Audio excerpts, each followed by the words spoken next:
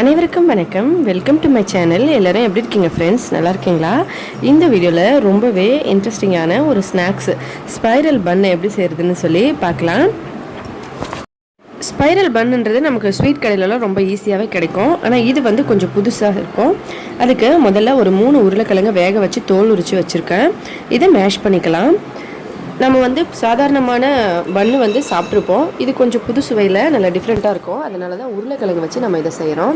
நல்லா மேஷ் பண்ணி எடுத்துக்கலாம். ஃபஸ்ட்டு இந்த உருளைக்கிழங்கு நல்லா மேஷ் பண்ணி எடுத்து வச்சாச்சு. இதில் கொஞ்சமாக பால் சேர்த்துக்கலாம். பால் சேர்த்துட்டு அதுக்கப்புறமா சர்க்கரை போட்டு செய்ய போகிறோம். நம்ம வந்து சால்ட்டியாகவும் செய்யலாம், ஸ்வீட்டாகவும் செய்யலாம்.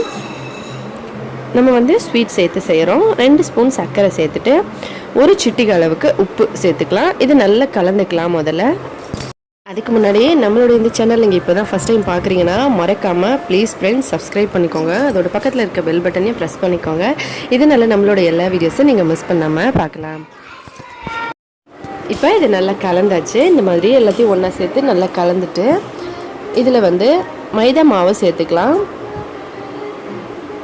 எந்த அளவுக்கு நம்ம உருளைக்கிழங்கு எடுத்தோமோ, இப்போ உருளைக்கிழங்கு நம்ம 1/2 கப் எடுத்தோம்னா 1 கப் அளவுக்கு நம்ம மைதா மாவை சேர்த்துக்கலாம்.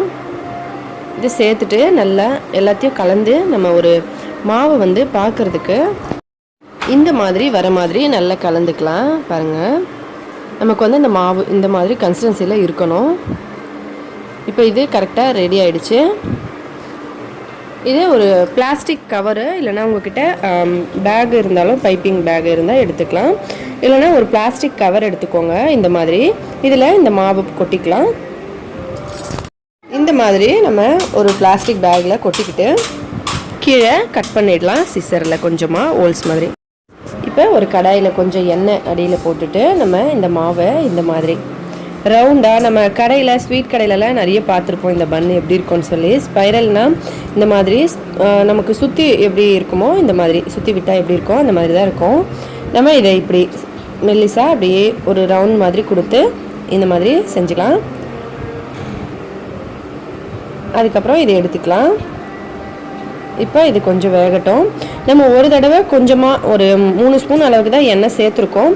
இதுலேயே கிட்டத்தட்ட நம்ம ஒரு 5லேருந்து 7 பீஸ் வரைக்குமே செஞ்சிடலாம். ஏன்னா இது சுத்தமாக எண்ணெயே இழுக்காது. நம்ம இதை வச்சுட்டு இப்போ மீடியம் ஃப்ளேமில் அடுப்பு வச்சு மூடி போட்டு வேக வச்சுக்கலாம். கொஞ்சம் நேரம் கழித்து நம்ம திருப்பி போட்டு இன்னொரு சைடு வேக வைக்கணும். அந்த மாதிரி செஞ்சு நம்ம எல்லாத்தையும் எடுத்துடலாம். ஆனால் எண்ணெய் வந்து அடியில் அப்படியே தான் இருக்கும். நம்ம ஒன்றா ஊற்றி எல்லாத்தையும் செஞ்சுக்கலாம். இதே மாதிரி நம்ம எவ்வளோ மாவு வச்சுருக்கோமோ அந்த மாதிரி செஞ்சுட்டு குழந்தைங்களுக்கு இல்லை பெரியவங்களுக்கு வீட்டில் இந்த மாதிரி ஸ்நாக்ஸாக செஞ்சு கொடுத்தோம்னா எல்லோரும் விரும்பி சாப்பிடுவாங்க. கடையில் வாங்கி சாப்பிட்றத விட வீட்டில் செய்கிறது ரொம்பவே உடம்புக்கு நல்லது. இந்த மாதிரி 2 சைடு நல்லா திருப்பி போட்டு வேக வச்சுக்கலாம். எண்ணெய் பாருங்கள் ஃப்ரெண்ட்ஸ் அப்படியே தான் இருக்குது. நம்ம ஸ்டார்டிங்கில் எவ்வளோ எண்ணெய் சேர்த்தோமோ அந்த எண்ணெய் அப்படியே தான் இருக்குது. இதுலேயே நீங்கள் எல்லாத்தையும் ஊற்றி ஒரு 4-5 செஞ்சு எடுத்துடலாம். எவ்வளோ மாவு வேணுமோ உங்களுக்கு அந்த அளவுக்கு நீங்கள் செஞ்சு எடுத்துக்கலாம். இப்போ இதை எடுத்துடலாம். பாருங்கள், பார்க்குறதுக்கு எவ்வளோ சூப்பராக இருக்குது. இதில் நீங்கள் தேவைப்பட்டால் இந்த டுட்டி ஃப்ரூட்டி எல்லாம் கூட சேர்த்துக்கலாம். கடையில் அந்த மாதிரி தான் சேர்த்து கொடுப்பாங்க. நம்ம வந்து வீட்டில் செய்யும்போது நம்ம விருப்பப்படி செஞ்சுக்கலாம். இது வந்து நல்லா டேஸ்டியாக இருக்கும். நீங்கள் டுட்டி ஃப்ரூட்டி சேர்த்து செய்யணுன்னா இதே போல் தான் செய்யணும், வேறு எதுவும் தேவையில்லை. மாவு மிக்ஸ் பண்ணும்போது அதில் டுட்டி ஃப்ரூட்டி மட்டும் தான் சேர்க்கணும்.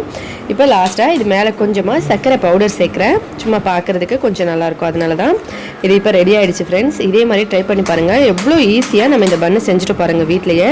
கண்டிப்பாக ட்ரை பண்ணி பார்த்துட்டு எப்படி இருந்ததுன்னு சொல்லி கமெண்ட்டில் சொல்லுங்கள். இந்த வீடியோ பிடிச்சிருந்தா லைக் பண்ணுங்கள், ஷேர் பண்ணுங்கள், மறக்காமல் நம்ம சேனலை சப்ஸ்கிரைப் பண்ணிக்கோங்க. இதே போல் இன்னும் பல ஹெல்த்தியான வீடியோஸ்லாம் பார்க்குறதுக்காக ஹெல்த்தியான சமையலாக வீட்டிலே சமைச்சு சாப்பிட்டு ஹெல்த்தியாகவும் சந்தோஷமாகவும் இருங்க. நன்றி, வணக்கம்.